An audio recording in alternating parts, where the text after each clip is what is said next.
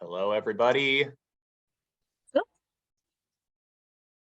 Hi, welcome.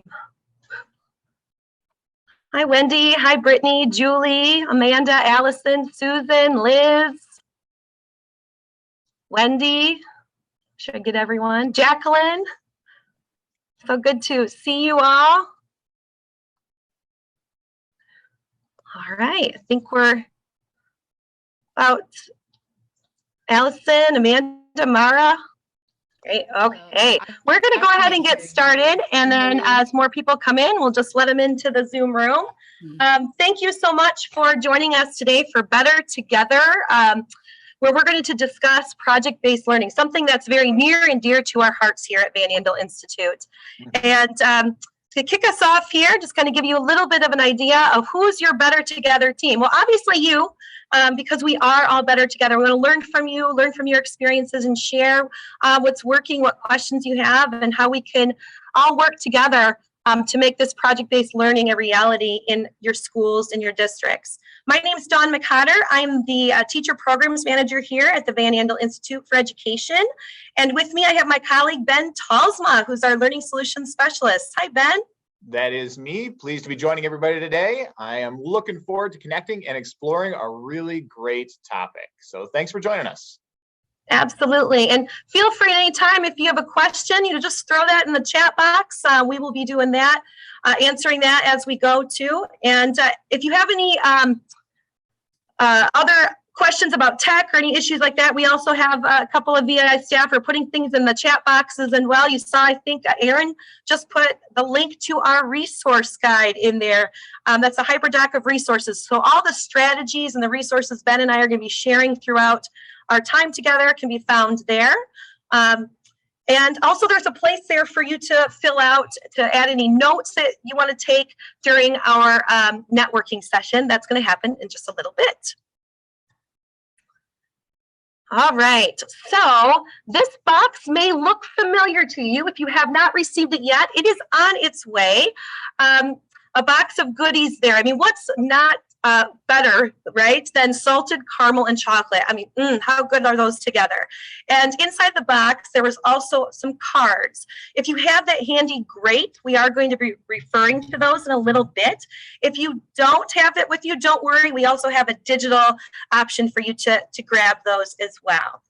So today, for our time together, we are going to first take a look at the rationale behind project-based learning. So we're going to share with you kind of what we have deemed as our top 3 reasons to implement project-based learning into your schools or district. Then we're going to jump into our networking session. We're going to answer those 3 questions there, taking a look at characteristics of authentic learning experiences. What do you do? What plan or processes do you have in place to prepare your teachers to implement PBL? And what projects have you found effective? Then we're going to wrap up our webinar with some top tips for implementing school and district-wide PBL. And then finally, how we can help at the Van Andel Education Institute to make that a reality for you. And one of my favorite parts of this event is our giveaway. I love a good giveaway, so please stay tuned to the end because you might be one of 5 lucky administrators to receive a lunch and learn for your teachers. Okay, so let's jump right into it and take a look at the top 3 reasons to implement project-based learning into your schools and district. The first reason is PBL increases student performance. Now, this is actually groundbreaking or out of this world research that happened from the George Lucas Educational Foundation at the beginning of last year. And there were 4 studies that were conducted. And so I'm going to just briefly share the findings from each of these studies. The first study was from an AP U.S. Government and Politics, AP Environmental Science, and out of the University of Southern California. And what they found is that those students that had been exposed to a PBL curriculum, the likelihood of them to receive a 3 or above on that AP test was 8 to 10% higher. And this happened in primarily urban districts. The second study came out of Michigan State University, looking at third grade science using project-based learning as the science curriculum, and they found that those students performed 8% higher on those science assessments, regardless of their reading level. It also showed that they had a positive increase in the value that they placed on those really important social emotional learning skills that are necessary for science, reflection and collaboration. The third study, also out of Michigan, and was participated by second grade students in mostly low-income schools, found that the PBL led to learning increase of 5 to 6 months in social studies and 2 months in informational reading. And then finally, looking at sixth grade science, research out of Stanford University showed that students that received that science curriculum taught in a PBL format made gains in not just science, but also math and ELA, which shows just the dynamic cross-curricular nature of project-based learning. And you can see that 8 to 28% increase depending upon that assessment. So just some incredible research that really highlights that positive impact PBL has on student performance. The second reason to implement PBL into your classrooms is PBL accelerates learning and increases engagement. Now, accelerates learning has probably been a buzzword that we've been hearing, during the pandemic. But PBL truly does this because of the nature of the characteristics, what PBL brings to the classroom. It's an authentic context. The students are solving problems that are real, that are happening around them. They're presenting to an authentic audience. It is cross-curricular, so they're learning things not in siloed. The content is all together. They're learning it in context of this problem. They have choice. They're able to drive their learning. And then finally, it's not a one and done deal. This is a project that is sustained over time. They're working collaboratively. And because of that, teachers are able to teach more content due to that cross-curricular nature, covering more standards in less time. And because it's authentic, it's student-driven, and it's sustained inquiry, those students are engaged. When we think about your typical lesson plans, the lesson planning process goes like this. I have to teach decimals. So how can I make decimals interesting and relevant? Well, for PBL, we like to flip that. Think of it differently. In the PBL lesson process is more, what would my students find interesting and relevant? And how can I connect decimals to that? So Ben's going to share an example here of one of our projects and how we did just that. Yeah, because that can feel a little bit maybe intimidating. You're saying, I've got this great project, it's really engaging, but you might feel a little nervous as a teacher about whether or not you're going to be able to find rich content that you can integrate into that experience. I think that's why a lot of teachers have done it that first way in the past, but when you see it in action a couple of times, it really helps bring alive this idea that if students are really engaged in rich, deep projects, you're going to be able to find incredible content connections that you can weave in there. So one of our projects that we made here at the Van Andel Institute is called Moments to Remember, where students connect with a senior citizen. They form a new friendship, they conduct an interview, and then they use what they've learned from that interview to build a biography of that student's life. So throughout that process, you can see some content standard integration. You probably can start thinking of opportunities to integrate content, even just listening to the project. For example, in kind of an upper elementary context, you're going to be thinking about the idea of theme, right? Students are going to be listening to that senior friend's life, and they're going to be trying to identify some themes that they're picking up on. In social studies, you're obviously going to be learning about life in different eras, and you're going to do that in a way that's richer and deeper and more memorable than if they were just getting that information from a website or a textbook. In math, how can we integrate math into this experience? Well, Maybe in these grades, we could think about equivalent fractions, splitting the senior's life into 3 acts or 4 or 5. What does a fifth of the life look like for seniors who have different ages? Those conversations can really help develop number sense. In social and emotional learning, students are obviously going to be building their relationship skills as they connect with somebody who's different than they are. What an incredible experience. And my favorite one here is the patterns of the night sky. This is actually Dawn's idea, give her full credit.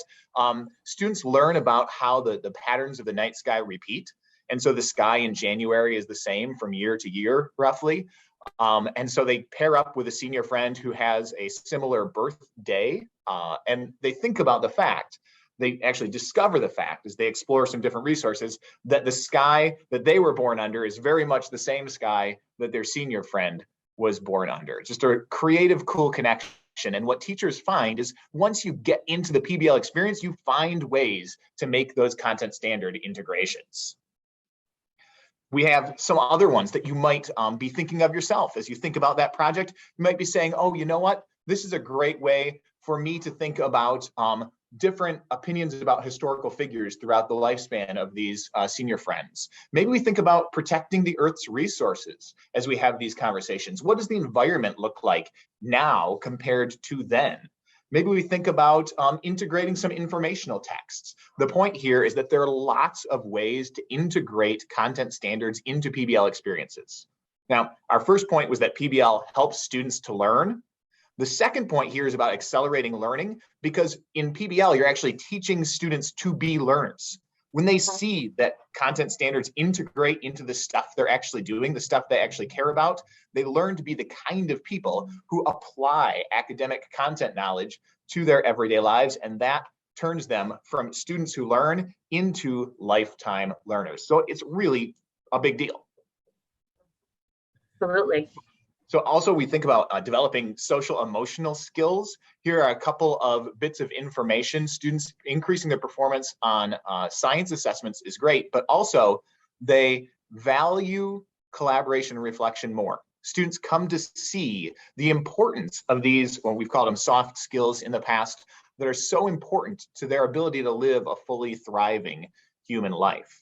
So let's take a look at what that looks like in a couple of projects. Again, one of our projects is The Dirty Truth. Here, students are either trying to raise money to protect and preserve the Earth, or they're saying the Earth is doomed, maybe a little bit of tongue in cheek there, but learning about space exploration, whether we should colonize Mars. Now, because they're actually engaged in an authentic project where they're going to be making a commercial and raising real money for something that they care about, their collaboration is higher stakes. They really care about the success of their collaboration. And so they learn how to interact in a context where they're really highly invested. Now, in this project, they grow plants in different soils, and so they investigate the way that different contexts help plants to grow and thrive. And so we always look in our projects for ways to integrate those SEL skills. Here you could talk about how to cultivate positive group dynamics, how a little bit of positivity, nurturing somebody else, can really help that dynamic flourish. And so it's just a great context where students are really invested for them to discover the importance of these SEL skills. Another example is from our project, Prevent the Spread. Here, we're talking about how PBL can really open up some deep conversations. In Prevent the Spread, students are learning about how germs spread and how we can stop it. And one thing they learn about is the story of Dr. Jenner's first vaccine and how he tested it on his gardener's son. And that opens up this really interesting ethical question about whether this was an appropriate action or not. He was positively motivated to do something good for the world, but he put somebody who was innocent at risk. It can open up these great conversations and give students a safe place to have these conversations about big decisions, big ideas that they're going to need to decide as they grow up and mature. So lots of different ways to integrate SEL into PBL, if we can get all acronymy. Absolutely, Ben. So, but most importantly, we really want to hear from each other. So what are you doing with PBL in your schools? How are your experiences something that we can learn from? And what questions do you have? What are successes that you're having? What are some challenges you have? So now is the time that we're going to network, and we are going to do this in breakout rooms. And so Ben will take one group, I will take another group, and we will be in there for 20 minutes. And we're going to be tackling those 3 questions, taking a look at, the characteristics of authentic learning experiences. We talked about a few, but there are more. And what are you experiencing in the classrooms that you're seeing? What is your plan or process to use to prepare your teachers to implement PBL? And what projects have you found effective? So Ben, just let us know kind of when that's ready, and then we will jump into those breakout rooms. All right, I've got 2 breakout rooms put together here. Right now, Dawn, it's Excellent. not listing us in either one, so I'm going to try and get us slotted into those appropriately and get that conversation rolling. Okay, perfect. We're going to open those rooms up. You should see an invitation starting now. Here we go. Enjoyed your conversations. How was the conversation, Dawn? Oh, it's great. We had some really good ideas. Some had just started kind of in their journey on PBL, and then we had a few that were sharing their experiences of doing this, and for quite a few years. So it was really great. That's a great situation. Yeah, you have some people who can share some tips and tricks and experience with people who are just getting started. I love that remarkable collaborative environment. We had some great conversations. Great tips and tricks shared as well. And again, it's nice when that's coming from a really practical place of somebody who has been implementing this with students, with schools. So in the chat box, really curious, if you could share one takeaway, what's the big idea that you want to remember from that conversation with your peers? Go ahead and enter that into the chat box. All right, blueappleteacher.org. Yes, so we'll be sharing a few other resources from Blue Apple. Thanks, Jamie. Network reliance connections are our greatest strength. I totally agree. Absolutely. Blue Apple Teacher. Good.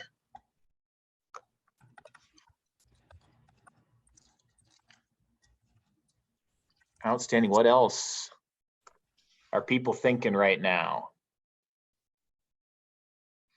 I love that people are discovering the blueappleteacher.org website. That's the resource that Dawn and I work to put together along with the rest of our team. Again, trying to do the same thing that all of us here are doing, which is support teachers in support schools, helping teachers to implement project-based learning. I did suggest to our group that if they go to that site and they do notice anything that they wish was there, that they reach out to us and let us know. Things that are helpful for supporting teachers are the things that we want to include there. And so we're always open to suggestions. We've built a lot of resources in response to suggestions. So please go ahead and reach out to us.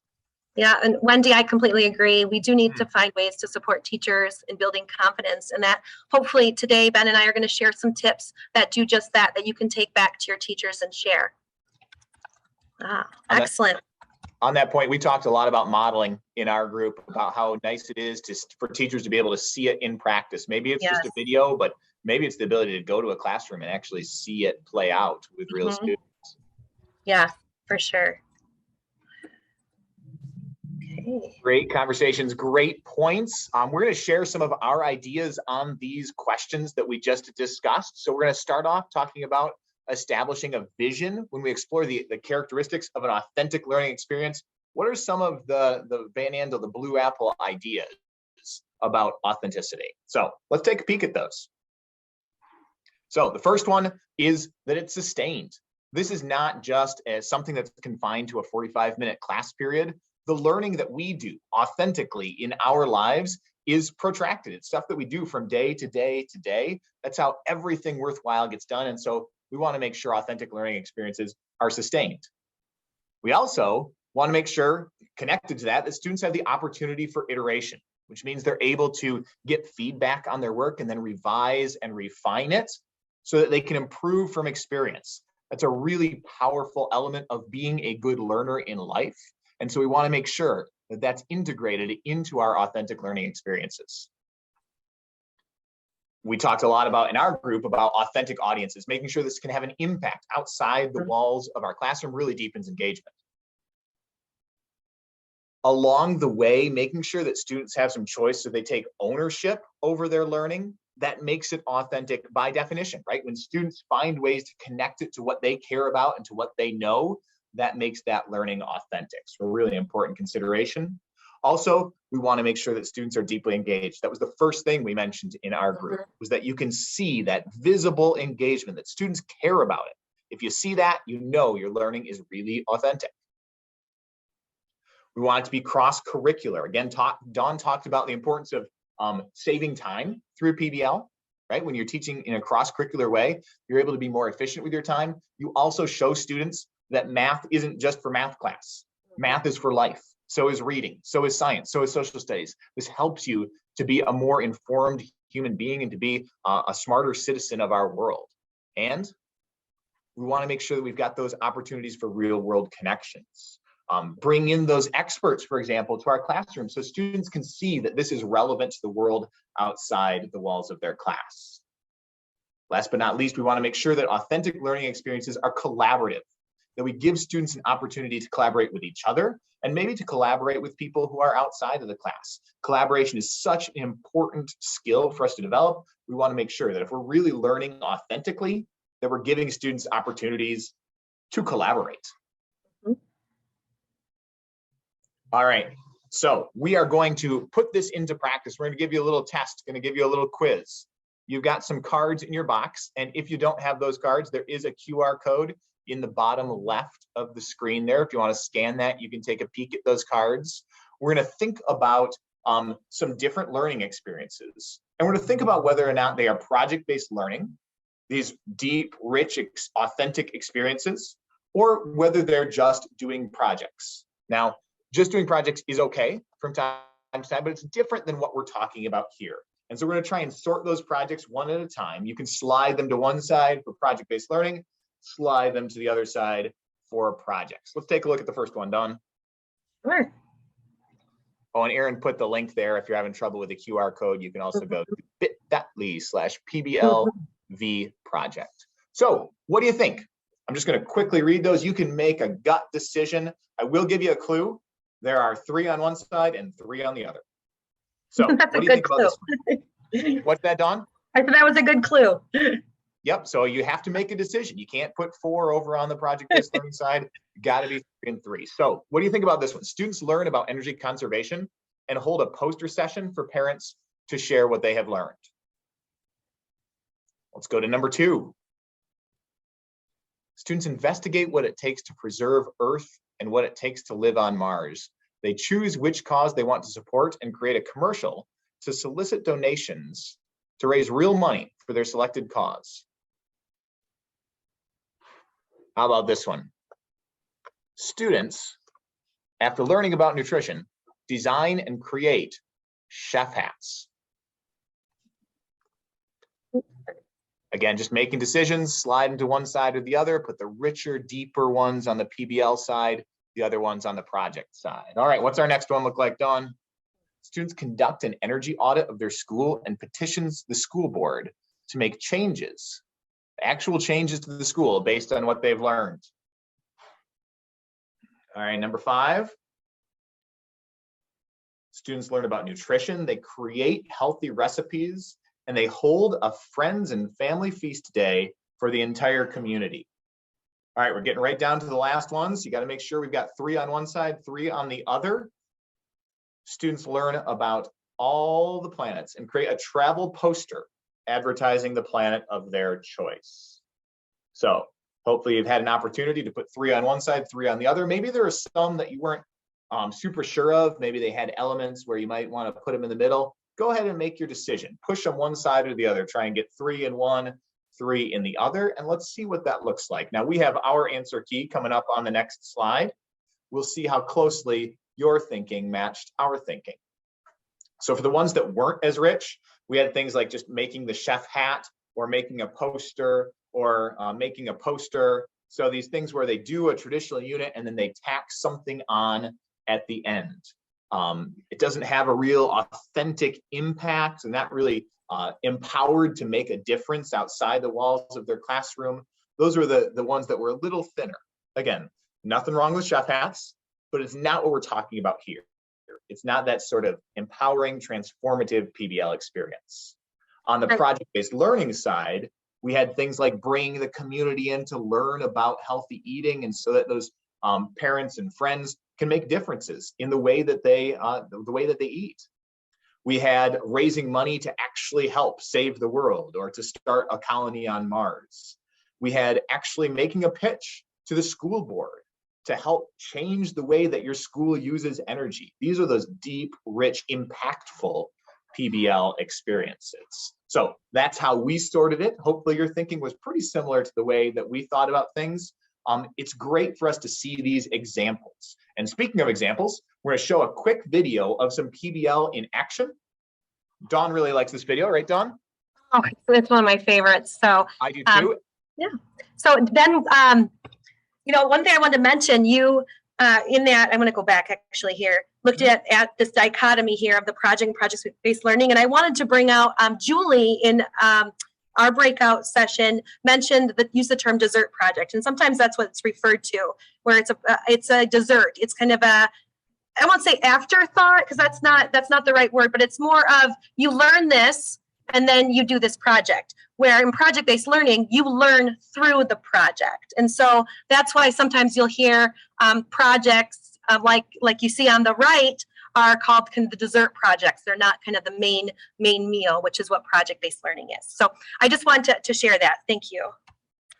Okay, so we're looking for those entree projects, and yes, we're going to watch this video primarily to see what elements of authentic learning and rich PBL, what elements do you see here? So when we're done, we're going to ask which elements of authentic learning do you see? Be on the lookout for those in this little 2-minute video. 2 minutes and 9 seconds. So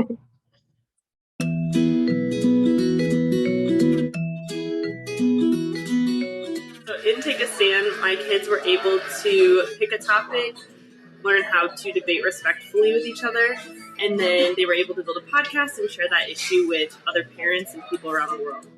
You have to get along with people that disagree with you to see if they have a better point. If you're debating, you do it politely. When you're debating, you don't fight. You gotta just be kind fighting. My kids were able to collaborate and share ideas throughout this whole project. And sometimes he would be like, no, this is better, and I'd be like, why do you think that? And then we would kind of have a mini debate.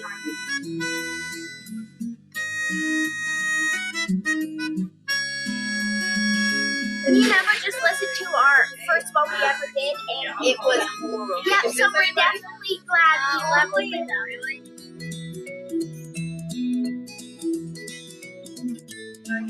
We think we should spray for triple E because 4 people have died and 10 people have been confirmed in Michigan to have the disease. The past couple weeks, they've been super pumped about science and they've been really excited to continue our project. It's been awesome. Yeah, we had a lot of fun just making podcasts and debating, doing the research. We just had a ton of fun doing this project. My kids were really engaged because they knew they were going to share their podcast with their parents, the community, and the world.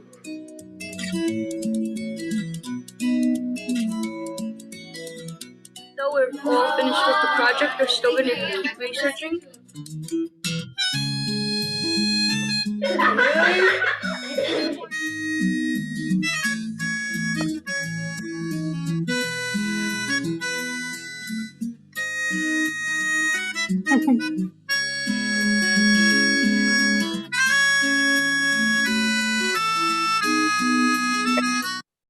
So again, hopefully you were able to see some elements of authentic learning in practice. So we're curious in the chat box if you could just share out what elements you saw, or how do you reflect on the way something like this could work with your school or district?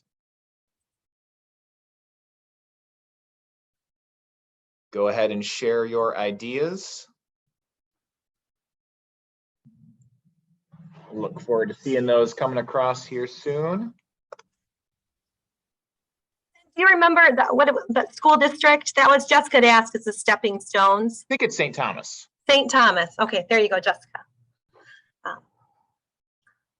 So Jacqueline talks about authentic audiences. I love seeing those parents come in at the end. You can see them really engaged with the students explaining their thinking. What a great way to deepen their understanding and again, to level up that engagement. Right, designing a solution to a problem, absolutely. And that's life, right? Yeah. We've always got problems and we're going to have to figure out solutions to them. So you're really preparing students for the life that they're going to live when you present them with these sort of situations. I love that. Absolutely. A classroom equipped, set up for project-based learning and the space to do it. Yes. I think that's a key problem for a lot of schools. My classroom had 32 kids in it. There was hardly space for them to get up and move between desks. So it can be really challenging in a lot of schools. That's a great point. And so that could be one thing that we think about is project-based learning when you're crammed too tight. PBL experiences that can still be rich and deep and impactful, even in an environment where you might not have as much space. You're right, that classroom was very open, very spacious, let students get up and move around a lot. We can still do a lot of the same sorts of thinking. It might not be an ideal physical setup, but I think that's a great point. You might need to support teachers in doing project-based learning in environments that are a little bit more compact.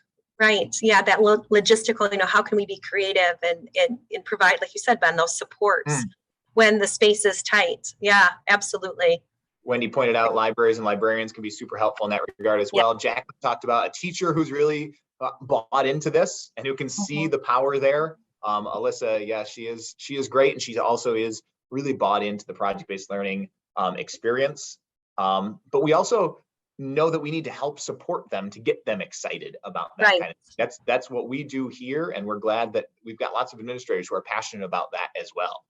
Absolutely. And so that's where you can go ahead and keep adding to the chat. I'd love to hear your thoughts and ideas on that. But I'm going to share with you kind of some tips to help create a plan for your teachers, regardless of where you're at in your PBL journey, and also how we can support you in that journey. So this is the plan that we use with the teachers that we work with from all over the country to implement project-based learning experiences. And the first is they need to understand PBL. Second, we've got to find an idea. Then we need to answer 3 big questions. Then we start to put it into action. We got to storyboard it. And then getting down to those nitty-gritty lesson planning details. So I'm just going to highlight briefly what this plan and what it would look like or could look like in your school. So first is understanding PBL. Ben walked through those cards with you. And this is a great activity to do with your teachers as they're first starting to understand project-based learning and the difference between project-based learning and those dessert projects. So feel free to use those with your staff as you're beginning this journey. Now, finding an idea, there are a lot of ideas out there for different projects, but they're kind of all over the board. Some could be very overwhelming in all their descriptions, and some might not just give you enough or not exactly what you're looking for. So what we did is we put together some of our favorite project ideas. We have these project cards. You can find it at that link there. It's also in that hyperdoc I mentioned at the beginning of our talk today. These are great ideas for really, they could work for K-12, just have to flex up or down and just springboard kind of those ideas for your teachers to get them started thinking about how they can bring this to life. Once your teachers have found their idea, what is it that they want their students to answer? Now they need to answer these 3 questions, okay? How are they going to engage their students emotionally? What's that hook that's going to hook them to make that relevant to them, starting with that heart? What are they going to do? What are they physically going to do? Are they designing something or building something? Are they answering, solving a problem? What is it that they'll be doing? And then finally, what is it they're going to be learning? What are the skills? What's the content? What are the standards that are going to be brought in, integrated into this authentic project? So those are our 3 big picture questions that we have the teachers answer. And now we put it into writing, and we have our teachers create their storyboard. So we have a storyboard template, and we have this also linked in the HyperDoc. Feel free to share it out, use it with your staff. You can see a picture there of some high school teachers working on their storyboards there. We just use bigger paper in our PD, but that's essentially what that is, where they're putting those three main ideas, the heart, hands, and mind in the center. And then they're filling in all those different pieces, like the real world connections. What are those content standards, collaboration options, and of course the compelling question is found there too. Now, and then lastly, it's those nitty gritties. It's bringing those lesson plans to life. And this is the framework we use when we work with teachers as they're creating their storyboards and their projects. This is the pathway. We have the teachers identify what's that hook they're going to hook their students in. So the lessons that start with why. Okay. Then the students need to, think it through. They need to do the research. They need to figure out everything they need to know about the problem in order to then to build or design or figure out their solution and that work it out. And this is where that kind of collaborative piece comes in. And then the fix it up part is so important. I know Ben mentioned this earlier. It's the one piece that a lot of times is skipped because of time, but it is so important to allow them to get feedback. Feedback from authentic audiences, from real world experts is incredible here, and where they can iterate and make improvements. And then finally, that authentic audience piece where they share their work to those stakeholders. So that is the process that we use to create that PBL plan, the implementation plan. We found that to be super successful with our teachers, to start with that real core of the idea and then to build it progressively out until they know exactly what they're doing. So let's really briefly, I know we're getting short on time, but we're going to talk. We make this happen. Dawn, let's look at those projects that we have. We've put together a suite of projects to really help support teachers. And on the next slide, we'll see exactly how that happens. We give them all the plans and supplies they need. We find those real world connections for them, those content connections, options to collaborate with other classrooms, professional development. It's all embedded right in there. Again, our whole reason for doing this is to support teachers. So we want to take as much off of their plate as possible so they can focus on doing what they do best, which is teach. And it really works. When we have surveyed teachers about the results of their Blue Apple projects, they find that it's extremely effective at all of those things that we really want to hit and to address: increasing engagement, improving creative and critical thinking, making the world a better place. Helping to support teachers is so valuable. When they've got that support, they love doing project-based learning. So Dawn, can you talk about how exactly we do that? Absolutely, I can. I know we're running a little low on time, but so our take on Better Together is basically a three-prong approach. You starting off with that professional development to build that capacity. But we know sometimes in professional development and then getting into the classroom, there's not time to implement maybe effectively. And so we want to make sure that our teachers have those instructional resources like the Blue Apple projects to ensure that likelihood of implementation. But we go a step further because we know that throughout the school year things happen and teachers may have questions and need support. So we provide those teachers with that ongoing support to really ensure that accountability and efficacy and maximize that PD investment. So if we take a look at PD, you want to identify what are those needs that you have in your district. And in the HyperDoc, there's a link. You can fill out a needs analysis to really see what are those things that the goals that you have, your teachers have. We can take care of that for you. And even if you don't use us for a PD or resources, this is for you to keep to use to plan for the fall. And we want to make it happen, right? So we work with teachers and work teachers all over the country to create this really immersive, practical, fun experience in our Flex PD. So it's something that they enjoy to come to, but they also leave with an incredible amount of knowledge and strategies to make it happen. We really do have a blast and we learn a lot. Yeah, yes, that is very true. And then we also want to make sure that we're moving the needle. And so anytime you have professional development, you want to make sure what you're doing is resonating and that you're progressing in those learning objectives that are agreed upon. And then we got a ton of teacher resources. Ben had mentioned our Blue Apple projects. That's just one to support project-based learning. We also have teacher strategies. We do timely topics. We have monthly webinars, and they're all listed on our website as well, which is, again, all that's in the HyperDoc. Then finally, Ben, you want to share real quick about this coaching?